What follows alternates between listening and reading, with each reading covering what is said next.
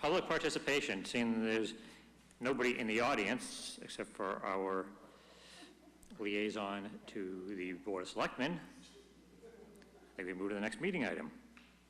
I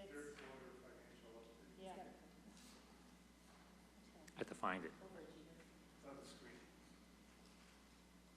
Oh, so we will go right into our third quarter financial update report, presented by Brian. I'll get this eventually.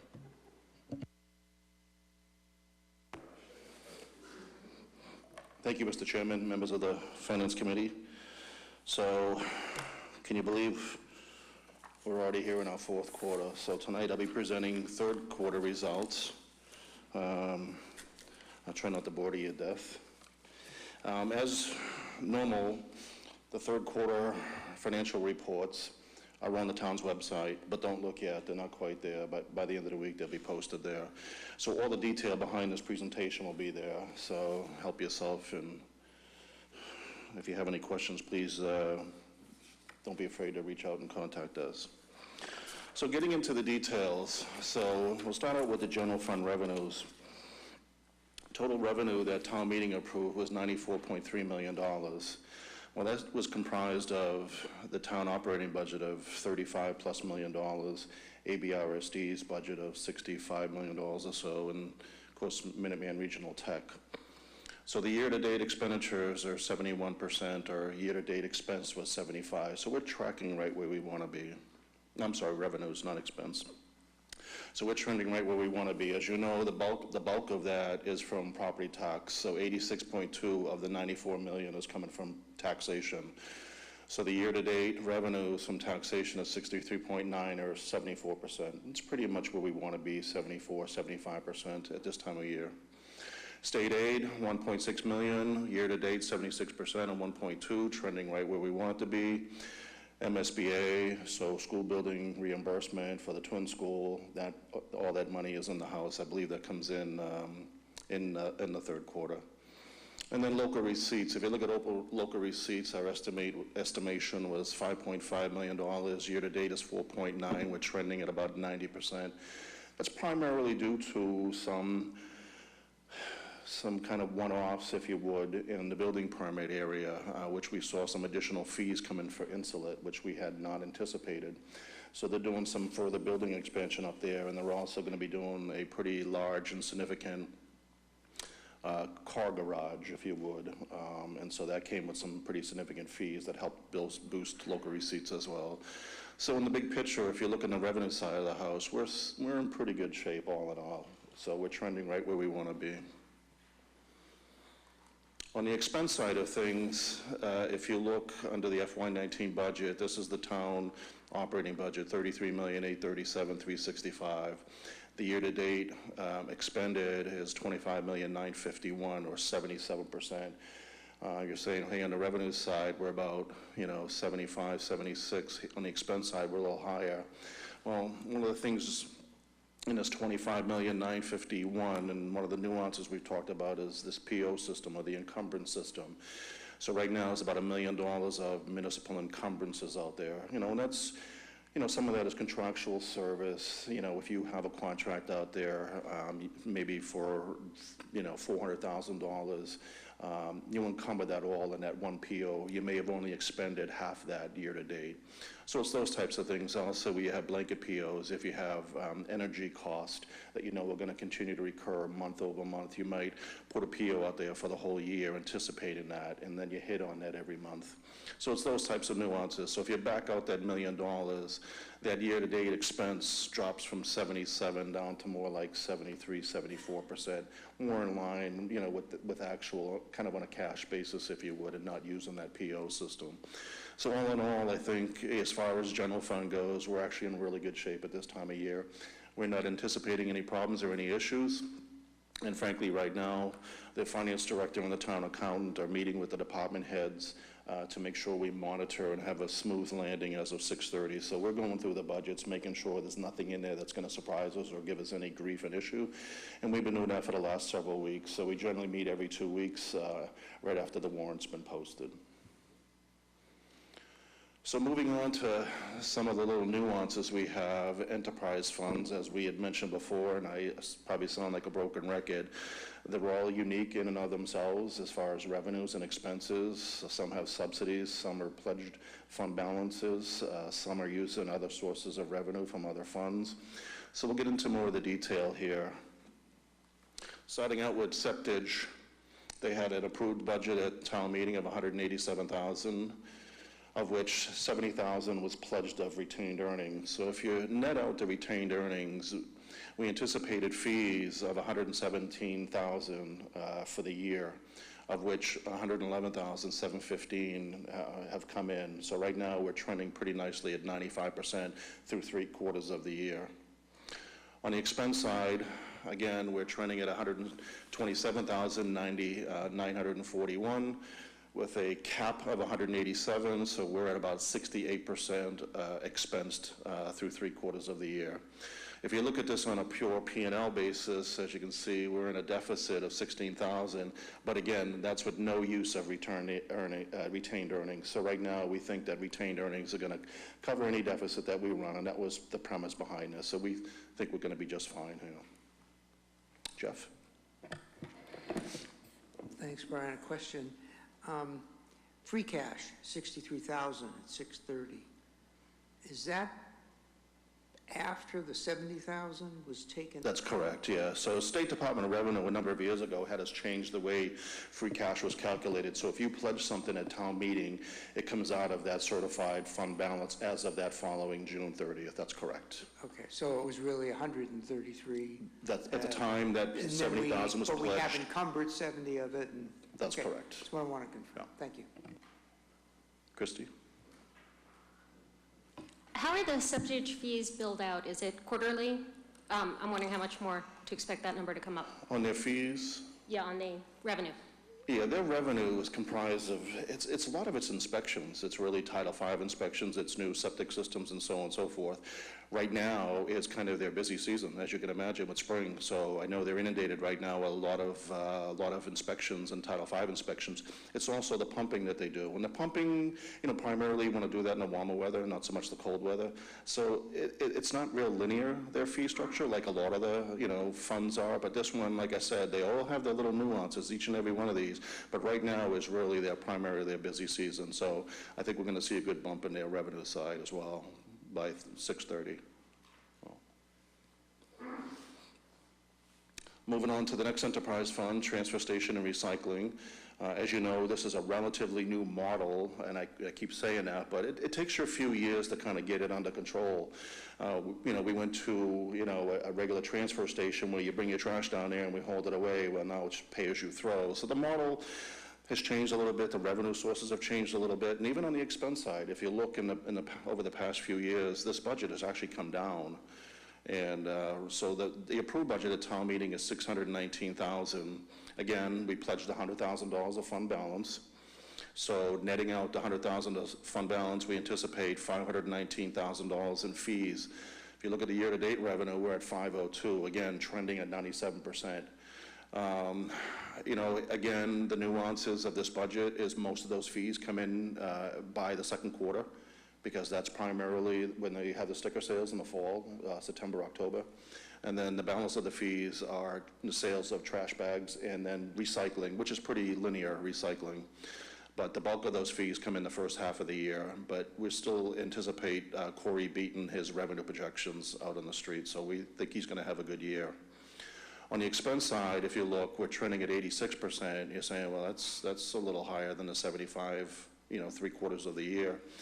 But he also has about $132,000 of encumbrances in there. Again, that's attributed to the contracts, the haulers that haul that trash away. You have a budget line in there of $300,000, I think. He encumbers that whole thing during the course of the year. So that's some of that. And then also there were some other encumbrances in there. But if you net that out, $132,000, it puts you down at 400. He's well under his 75% year-to-date as far as expense goes. Jeff? We do this all the time, but this time you didn't put retained earnings into year-to-date income. Say that again? it looks like retained earnings is not part of year-to-date income. Yeah, we've netted it out. No, so in the previous one, I mean, if you look at this, if the 100,000 is part of it, then we're only going to get a few thousand more over the 502, which makes sense because we don't sell stickers for the next couple of months, really. And then we're going to lose $40,000, $50,000. Is that the case, or is the... So the retained earnings is not in the 502,000. So if you look at a straight P&L, you're losing right now at 26 on a straight cash basis, but that's with no use of that $100,000 of retained earnings. Right, but didn't the previous slide show it as being transferred in the beginning? Same thing here, so, Oh, oops. okay. My Well, mistake. now we then. did it. Oh, So somehow we impact the free cash balance from these proposals, but we don't transfer the retained earnings immediately in. I thought in We the only- previous presentation, there were times when you said, yes, this includes the full retained earnings transfer. Never with retained earnings. It's kind of always a safety net. We do it at year end if we need to balance it. We do with general fund subsidy, we transfer that in on day one. So you'll see like an ambulance enterprise fund, we transfer general fund revenues into ambulance. That is in the ambulance revenue number. But retained earnings, we do not put it in there. We net it out because I think it's what you want to look at is what's your you want to look at your fees net of your retained earnings. So what does your real P&L look like net of your retained earnings? And retained earnings are only used if it's necessary to balance your enterprise fund at year end. But if you can think of that in business terms, you want a balanced budget. So it looks like we're always planning on losing whatever that transfer is going to be. Yeah, I could have simply taken that returned earnings, taken it down by 16,226, make that go to a zero and said, we're whole, we're good. Because town meeting authorized us to use that $70,000 in retained earnings. I'm just looking at a pure P&L, fees and expenses, looking at it, say, what's the revenues, what do we get year to date, what's our true expenses, and trying to do a straight P&L. Yeah, I'm just trying to get my hands around the concept of, usually when we come up with a loss on something and say, okay, that's fine, it's because we don't want to raise income or fees, and for the better good, we're going to, quote, subsidize whatever that difference is. And I'm trying to get my hands around what's the best way to tell the citizens of the town that There's many that's what we're ways to doing. skin On the the other cat. hand, more often than not, we don't use the subsidy, so it becomes That's just correct. not a placeholder, but, a little bit of a wiggle room plug or something that Precautionary, I mean, one of the things, unlike revolving funds, the enterprise funds go through the tax recap. And the one thing you don't want to have a problem with is your enterprise funds on the tax recap where you might get jammed up and not able to set the tax rate because you don't have a balanced enterprise fund. So we want to make sure that the funds or these enterprise funds have sufficient revenues to cover all their costs, and that's part of the reason for pledging that fund balance. Earlier in the year when these budgets are established, you don't, all you can do is projections. And as I mentioned, some of these projections are difficult to get your hands around. Some of them are easy because all your revenues are in up front. Some of them are linear, some of them are not linear. They all have their various nuances. So you need to have it whole at the end of the year, otherwise you have to have another special town meeting to correct. address it. And the other point might be that unlike the budget, which is not necessarily line item specific, you have to balance each of these funds separately. They do. So if you had a big surplus in one, it doesn't help you any for a dollar shortage in That's another. correct. Okay, thank you. Christie? With the change in the recycling market, China stopping importing plastic and things like that, do we have any idea? Do we have contracts in place now so that won't change until next fiscal year, or? It's a good question. I really don't know. If you want to send that along, I can try to find that answer for you. That would be probably Director York.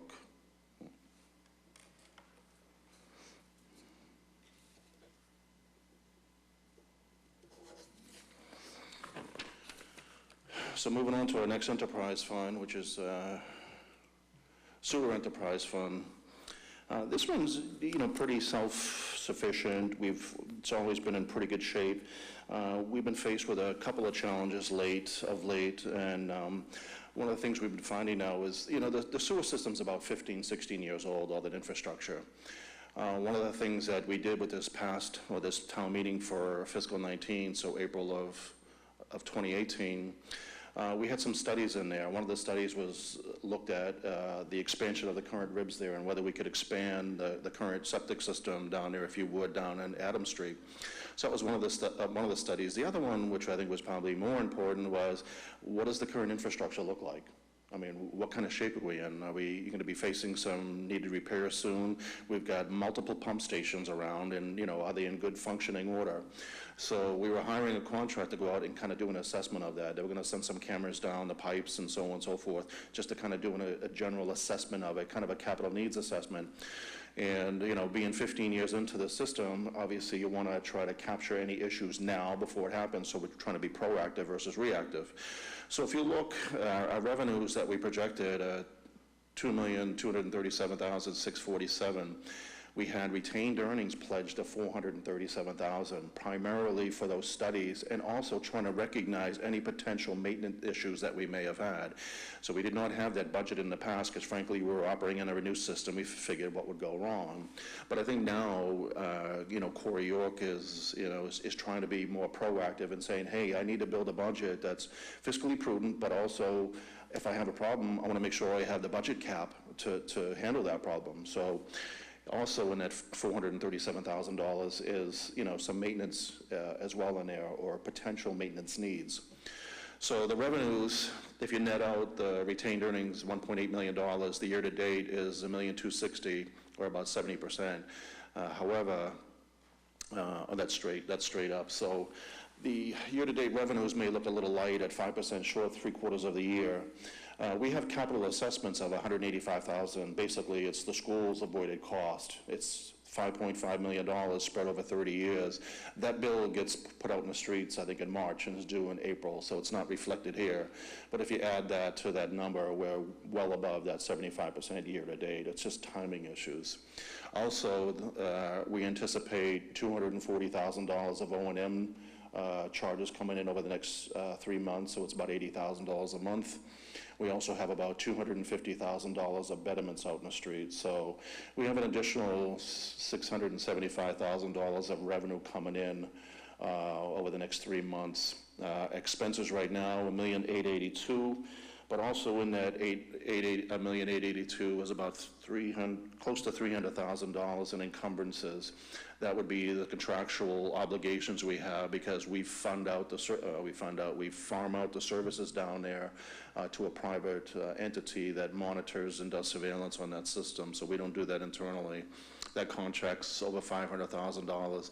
And they also have what we call avoided costs. So there's pass-through cost in there as well. And we encumber those pass-through costs for the year. It's a budget line. So those encumbrances are about $300,000. If you net that out, we're trending at about 71% year-to-date. So again, every one of these has nuances. They're all unique. They all have their little differences between them. Frankly, on a P&L basis, it looks like we're going to have a significant deficit here. We don't have any concerns at all. In fact, I don't think we're even going to need all that retained earnings that we had pledged at town meeting. That was precautionary. I think we're going to do just fine here. The sewage treatment plant has always done very well. We'll continue to monitor it year over year. As you heard at this past town meeting, we're going to be doing potential continuation of sewers in West Acton. That study was also funded through here. So we're going to see similar things next year when we look at this budget as well. So no concerns here as far as finance goes. We think we're in pretty good shape. Moving on to the next budget, which is ambulance. Again, a relatively recent and new model change here, which was the introduction of ALS, meaning we always provided ALS service, but now we're doing it internally. What does that mean? Well, that means revenues are going to be growing, and we anticipate those continue to increase because, frankly, those revenues were given to an outside party that we contracted with, when now those revenues are coming into the house.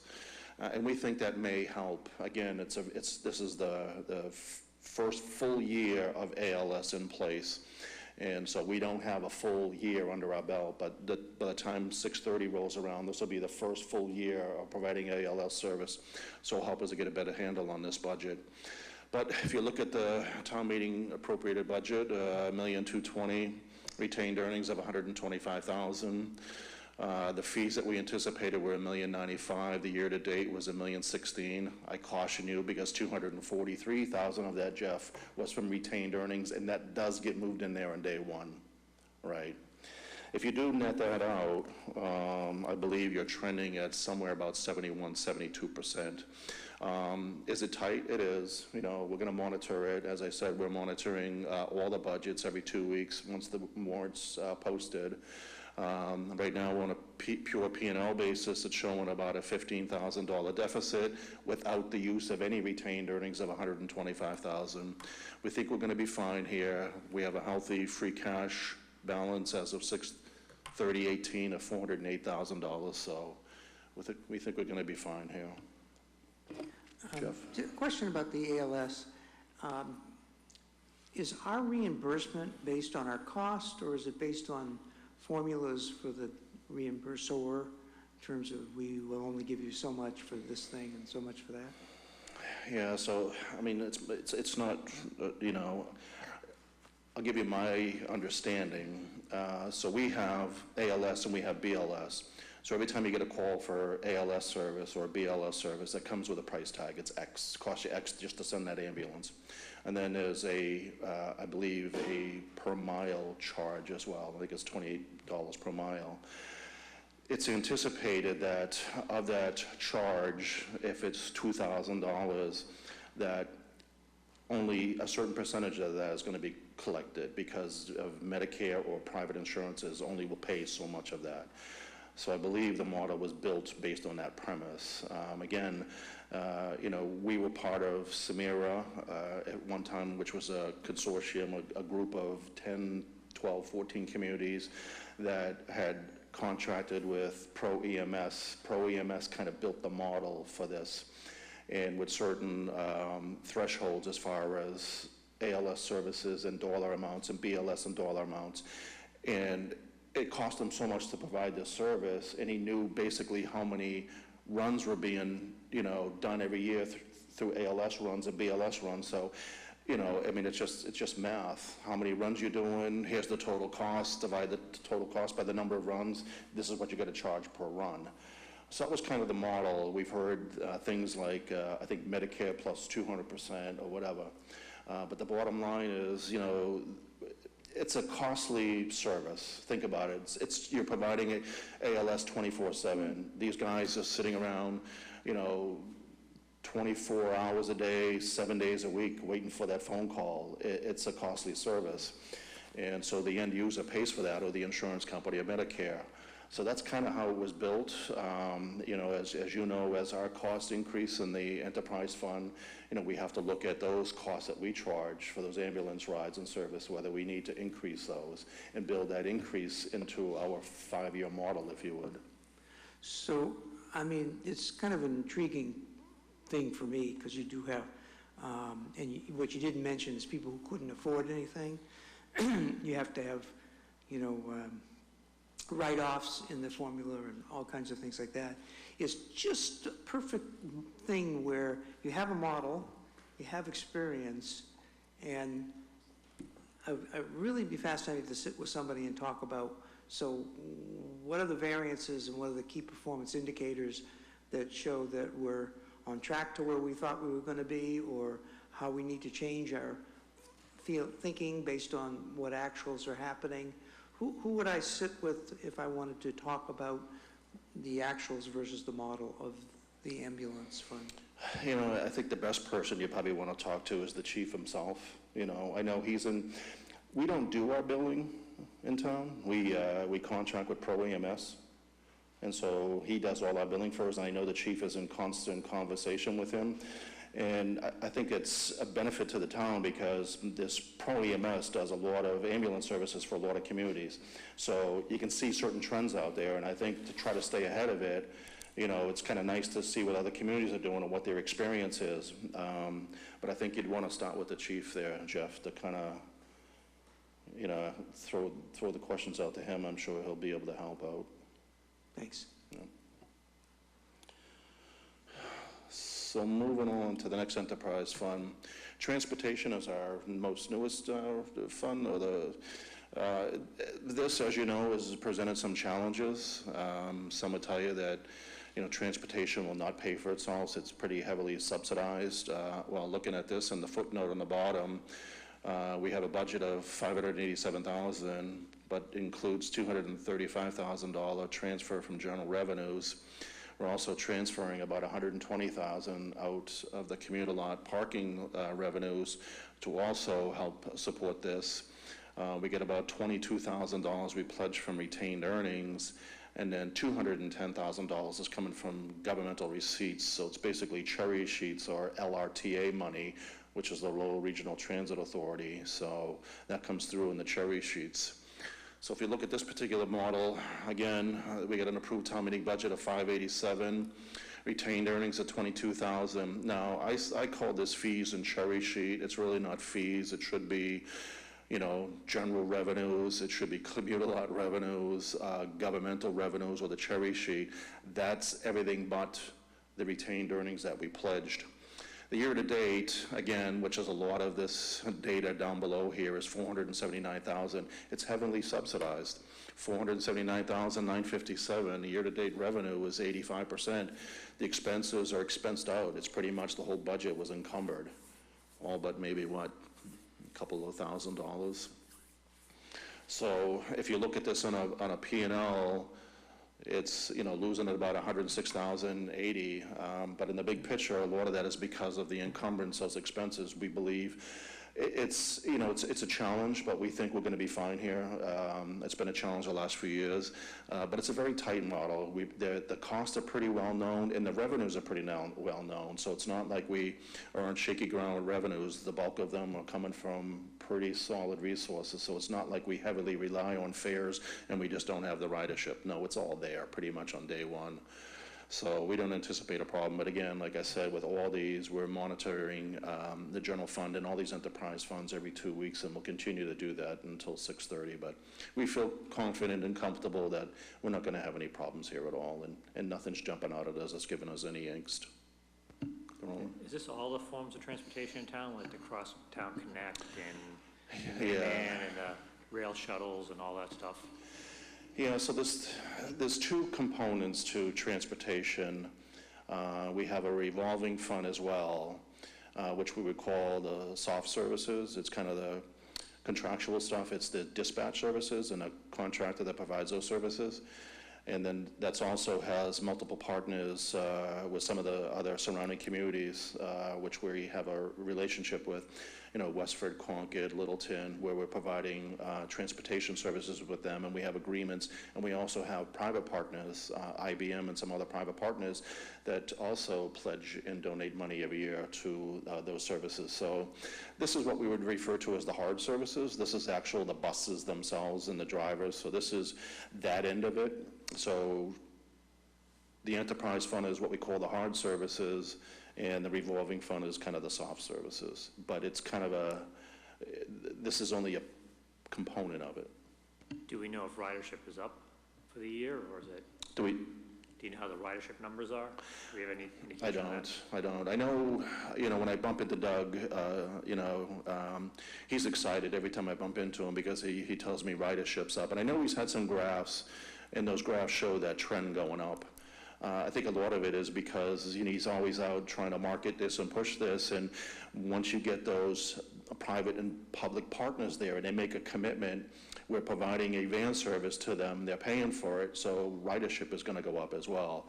But he also breaks it out by, the dial-a-ride, the shuttles, and so on and so forth. But I think the shuttle service is getting a lot of traction. I think you're going to find, and, you may want Doug to come in during the course of the year and just kind of give you a presentation on where we are with transportation. I think he'd be happy to. Yeah, I think that'd be a good idea. Yeah. So that's it for third quarter results. I think all in all, we're in pretty good shape. Like I said, we'll continue to monitor over the next, month and a half or so until we hit 6:30. Every 2 weeks, we're monitoring this.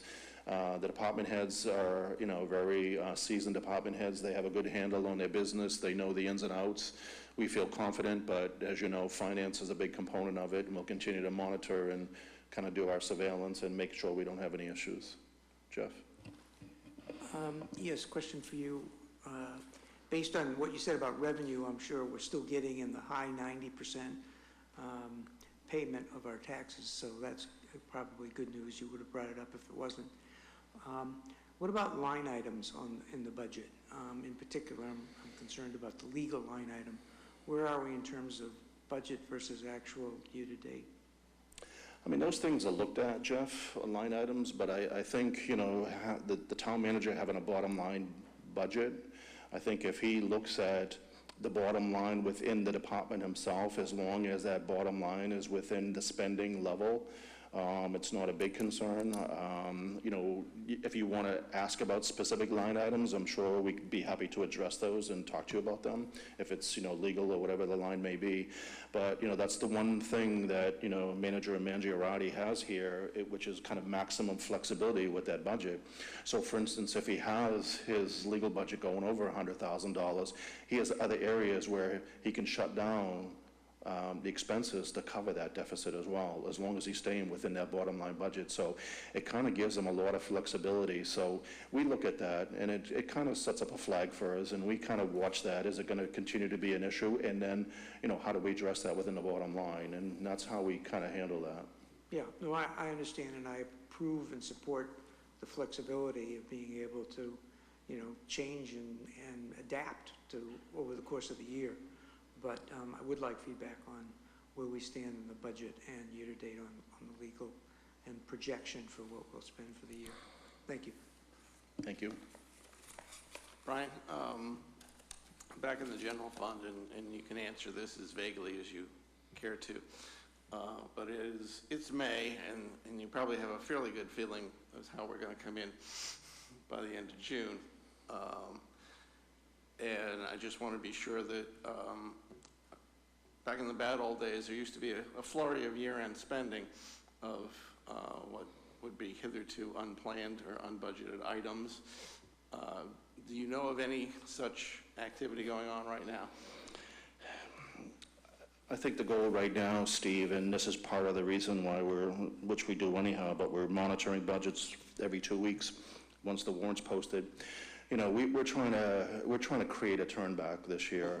We know we have some challenges coming up ahead of us, and we know one of the areas of concern is our use of reserves and the replenishment of reserves, and we did not have the level of replenishment this past year in reserves that we had planned for and anticipated. So it's a concern of ours as we see those reserves deplenish. So one of the things we're looking at is, can we create a turn back, and how much of a turn back can we create? So we're taking a very conservative approach between now and 6:30, and working with all the department heads to make sure that we can kind of control spending and make sure that we have a decent turn back to help with replenishment of those reserves. It's a concern of all of us. Okay, thank you. Yeah. Any other questions? Thanks, Brian. Thank you.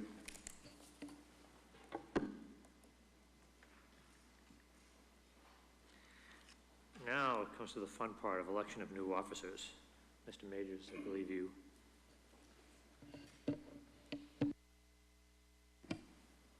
Well, good evening. I would like to nominate the following slate for next year's, next fiscal year's Finance committee officers. For Chair, Mr. Roland Bourdon. For Vice Chair, Christy Anderson. Clerk, Christine Russell. Thank you. Do I have a second? Second. Any discussion? Okay, then I guess we come to vote. All those in favor? Aye. All those opposed? Abstained? Motion passes unanimously. Congratulations. Thank you.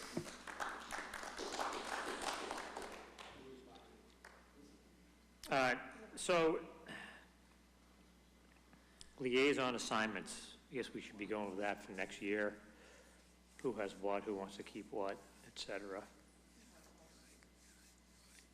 Mr. Chairman, just because he's not here doesn't mean we should pass on the opportunity to thank Jason. We should thank Mr. and, Cole for his, In my humble opinion, and I've been around longer than anybody else, he did a very good job this year. I agree. So I want to definitely thank Mr. Cole and everybody else who served this year and the whole finance committee, really. Mr. Farley. Yes, Mr. Chairman, I had mentioned to Jason a month or so ago that I would like to step down as the liaison for the Board of Selectmen Okay, monthly meetings, which he wholeheartedly endorsed and suggested that Al, as the new person, would be a great candidate for that. I'd be happy to nominate him, but nominate Al. He may wind up with a lot of assignments. You may want to what? He may wind up with a lot of assignments. He may. Do we have a second nomination on that? Yes, do we normally vote on this, or is it? No, we don't. Okay. All right. So we'll have to ask Al at the next meeting. Hopefully he will acquiesce to that. Jeff and I have been splitting it this year. I don't know if Jeff wants to stay on the 50% rotation or not with Al.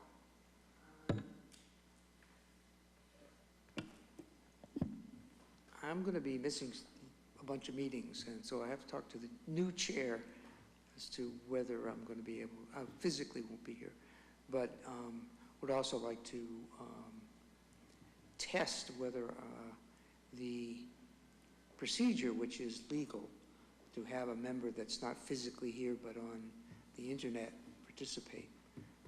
There is a provision to do that, and if that's acceptable to the committee, I might like to try it out in the summer and see if it works, and then when I physically can't be here, to actually do that.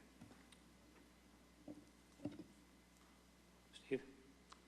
Jeff, in my opinion, it's always been the case if you weren't physically at the meeting, you could watch it on ActonTV and still make the report. You didn't actually have to go every time. I'm sorry, you're absolutely right. I wasn't talking about that. I was talking about participation in this committee. It has been done, not often, but it has been done. Could we get a phone set up here, like a regular phone, so if somebody is like there?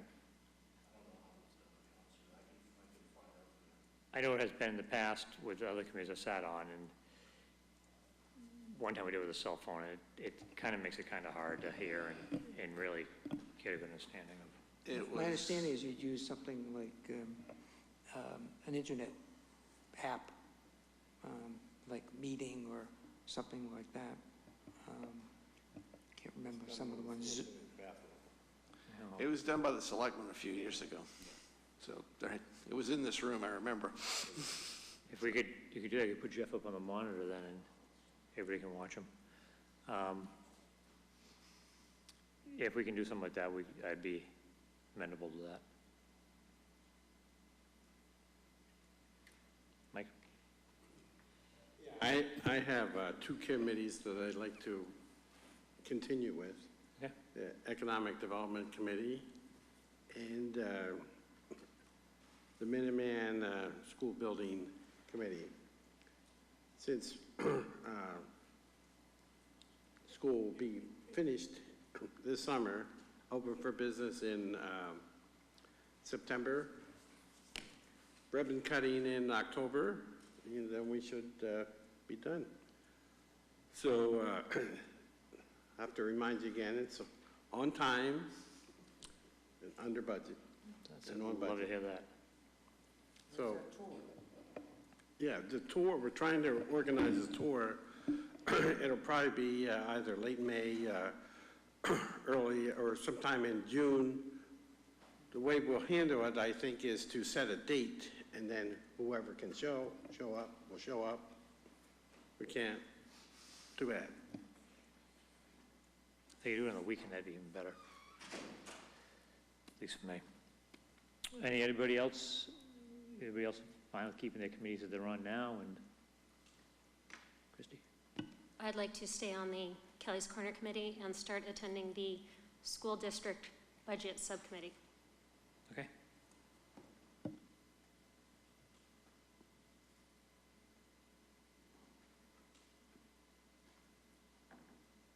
I'll still stay on the school committee. School meeting.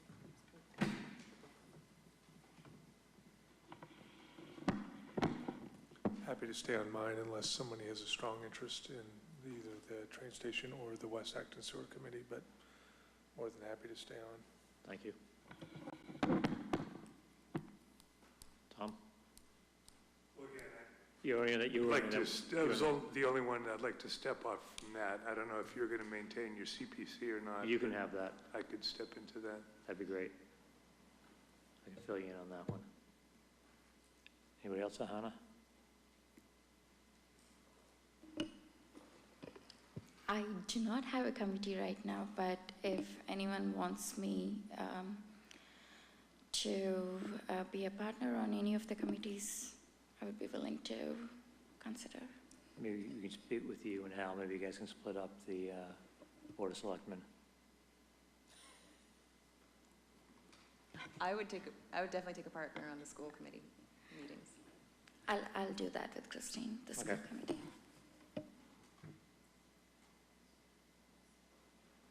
Steve? Currently on Health Insurance Trust and OPEB committee, so I'll stay with those. All right, great. I think we're pretty much good. Okay, this is probably going to be a short meeting tonight, which is really nice. Finance Committee business, so we don't have any open meeting law complaints at this point, which is good. Do we have any minutes we have to approve? What was the dates on those, please? April 23rd. They were emailed out. Today, Today. yesterday. Mr. Chairman, I move approval of the minutes of April 23rd. Is Second? any discussion? Is there any amendments or changes to those minutes? All those in favor? Opposed? Abstained? You guys weren't here, that's why, I believe, correct? All right, that works. Trying to read the agenda off my phone, so it's a little tough. Liaison reports. Let's start with Mr. Noon. No reports. Sahana? I think Christy would go with the Kelly's Corner thing, so none for me right now. Okay. Jeff? Mike? You already did your minute. I basically gave you my update, but as I said, we're trying to organize a tour for the Minuteman, the new Minuteman facility. And so, as I said, I'm shooting for the end of this month or sometime in June, or I'm open to suggestions so anyway, we'll coordinate that with Minuteman, and we'll come up with a time and just respond with an RSVP. Saturday morning would be nice. Christie? Mass DOT was so very impressed with the strong support at town meeting for the funding for Kelly's Corner that they have agreed to pay the remainder of the design fees, design and engineering fees that come after July 1st. The current prediction is this will save the town around $500,000. No one knows. Christine?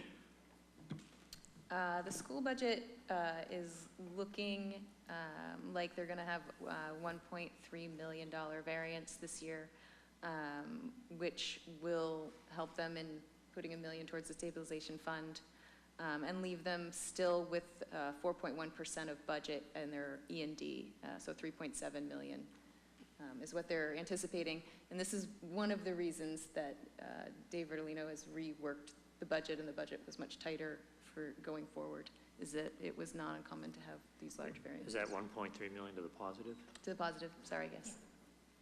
A good 1.3 million, a favorable 1.3 million, yes. That's good. Yeah. Great news.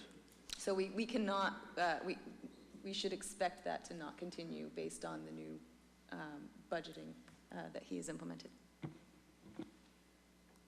Dave?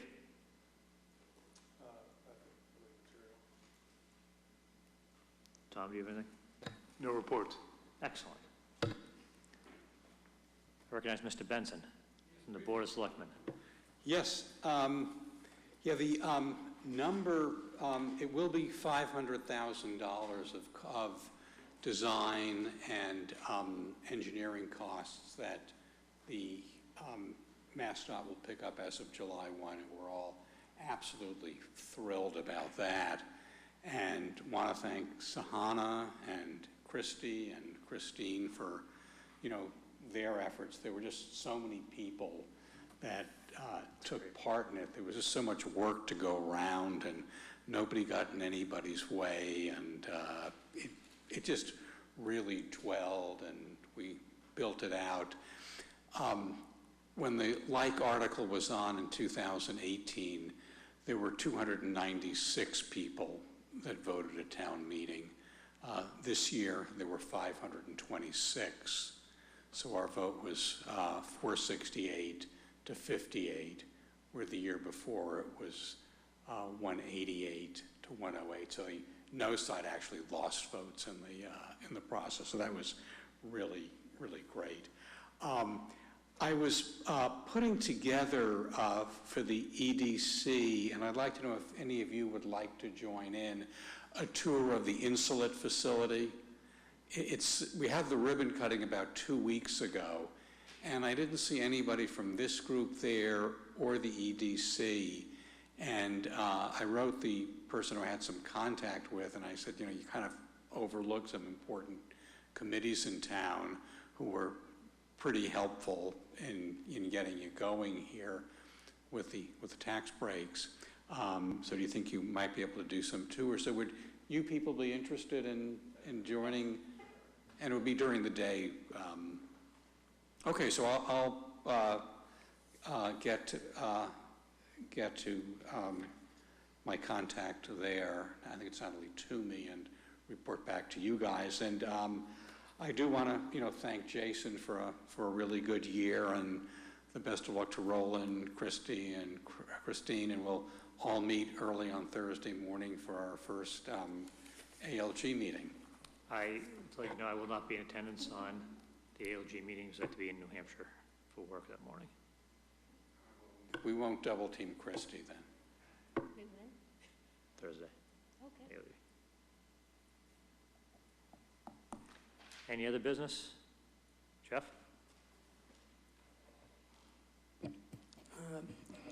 Yeah, a couple things came to mind, one today and one prior to the meeting.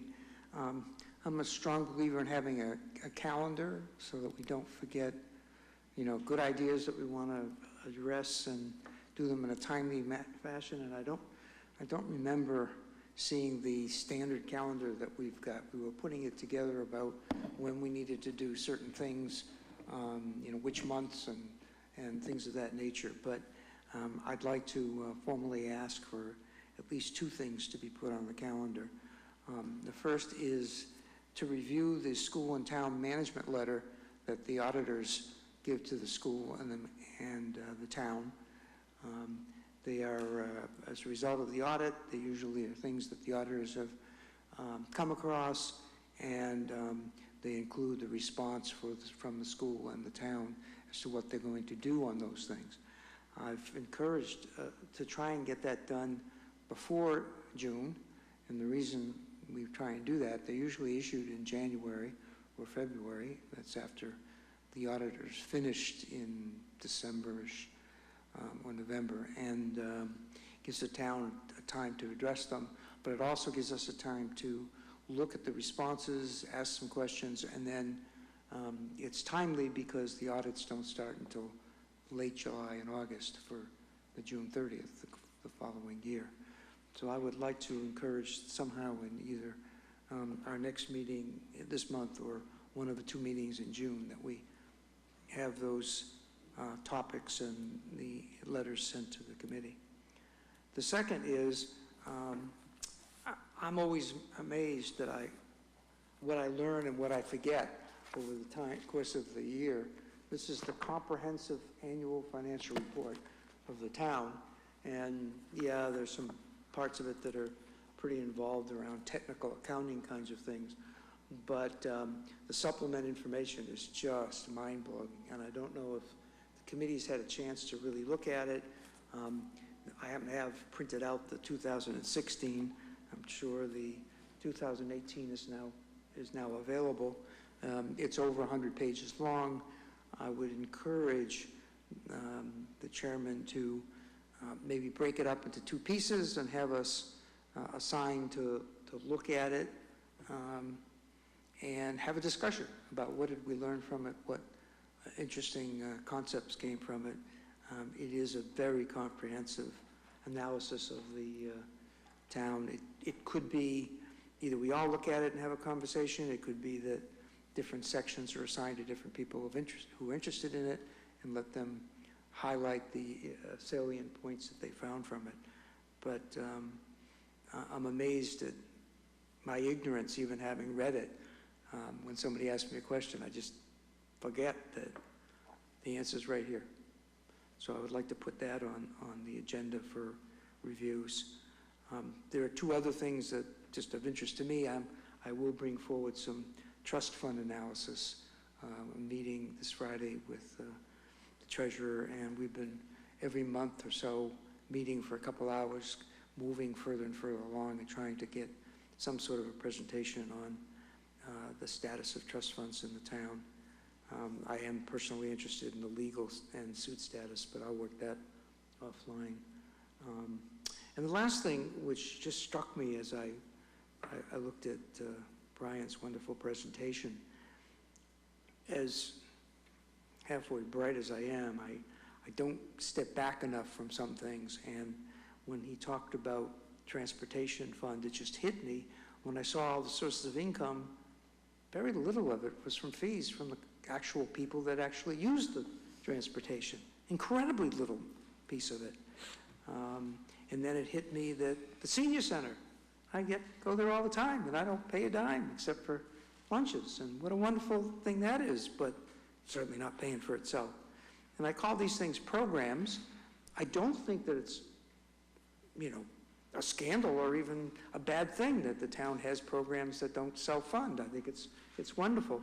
But I'm wondering if our point of view or our presentation at town meeting should be the place where we talk about the programs that the town offers and how much we invest in these programs that are not part of, pay to throw kind of things where, it's not self-funding. And I think it's a valuable lesson for all of us to be able to sit back and say, either it is good or it isn't good, but have a feeling for the total size of it. If we're paying $500,000 to have all these buses and things run around town and only 20,000, pick the numbers, I'm sure they're wrong, comes from actually the dollar a ride that you pay, then, people ought to look and say, is that something that the town should be spending that amount of money for? The senior program, again, I don't think from a negative point of view, I think it's wonderful, and we should be flouting, in fact, how much we invest in our seniors and what is the true cost of supporting them in the senior center. So I don't know where we do that. I think the best platform might be the point of view as opposed to town meeting, but I'd like to hear other people's thoughts on that. Maybe we can work on it for the point of view for next year. I know the dial-a-ride or whatever it is, my in-laws use it. They live up at Robbins Brook. and they take it to go around the train station so they can go to the doctor's appointments in Boston or over to Emerson or whatever. And so it's a big benefit to the people that are disabled or are seniors in our community that, you know, maybe don't want them driving so much, and better that they get utilized with other people. Brian, there are the school and the town management letters. Town management, like, could you get a copy of that for us? Is that? Yes, you did. Yeah, you can send it to the whole committee, then we can maybe discuss that at our next meeting. And I believe by looking at the calendar, that would bring our next meeting to the 28th, which is the day after Memorial Day. You can check your calendar, make sure you're gonna be here in the state. So that'd be 7:30 right here in this room.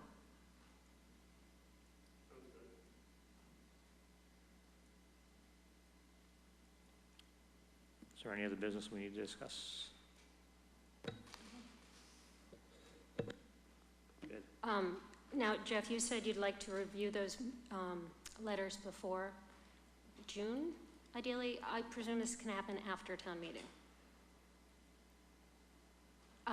The review of the, yes. Certainly after town meeting makes sense, but we're already Oh, into. I'm trying to set up a general calendar of when we can review parts Well, of it's the more a the question warrant. of when they're available. So I think, but they should be available in April, but at the end of March, shouldn't they?